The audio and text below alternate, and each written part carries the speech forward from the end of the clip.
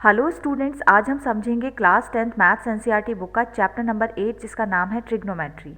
आज हम इस चैप्टर की एक्सरसाइज 8.1 के क्वेश्चन नंबर 7 को सॉल्व करेंगे।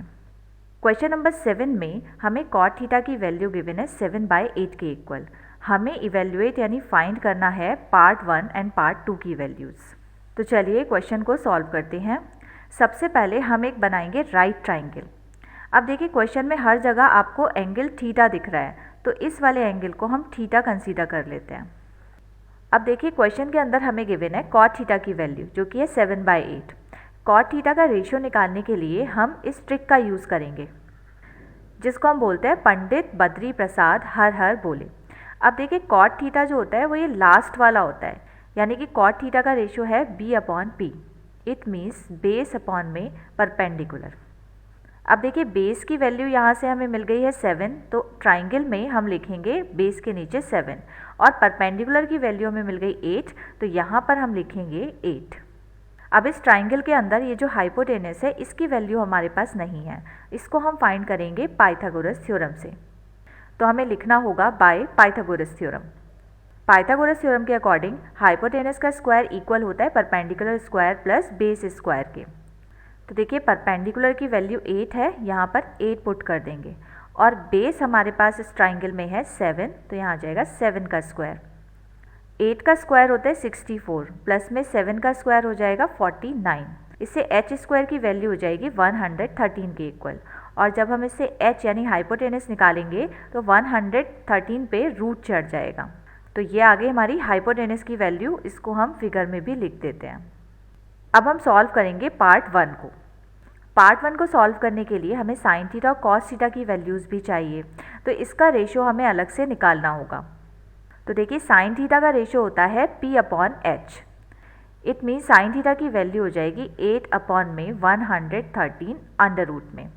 इसी तरह से कॉस थीटा की वैल्यू निकालेंगे, तो कॉस थीटा का रेशियो होता है b/h। तो देखिए यहाँ पर आ जाएगा b/h।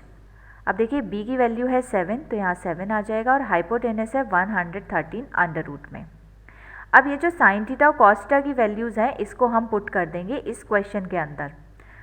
वैल्यूज़ को पुट करने के बाद अगर आप इसको ध्यान से देखेंगे तो ऊपर और नीचे की साइड दोनों जगह फॉर्मूला बन रहा है a minus B into A plus B का, जो कि इक्वल होता है a square minus B square के।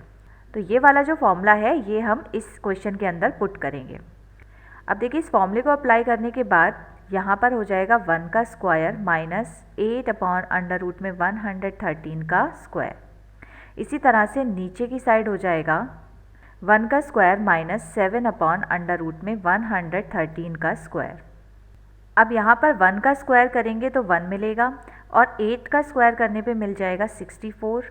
इसी तरह से अंडर रूट 113 का स्क्वायर करेंगे तो यहाँ पर सिर्फ 113 बचेगा। सेम नीचे वाली वैल्यूज़ को भी सॉल्व कर लेते हैं, तो ये हो जाएगा 1 माइनस 49/113। अब हम इन वैल्यूज़ का एलसीएम लेंगे, तो 1 के नीचे यहाँ पर हम 1 मान लेंगे, सेम यहाँ पर भी हम नीचे 1 मान लेंगे। एलसीएम लेने पर हमें ये वैल्यूज़ मिलेगी। अब देखिए 113 से नीचे वाला है 113 कैंसिल हो जाएगा। अब देखिए 113 और 64 को माइनस करने पर हमें मिल जाएगा 49। इसी तरह से 113 और 49 को माइनस करेंगे तो मिलेगा 64, और यही है फर्स्ट वाले पार्ट का आंसर। चलिए अब हम सॉल्व करते हैं पार्ट 2। तो पार्ट 2 में हमें फाइंड करनी है कॉट स्क्वायर थीटा की वैल्यू।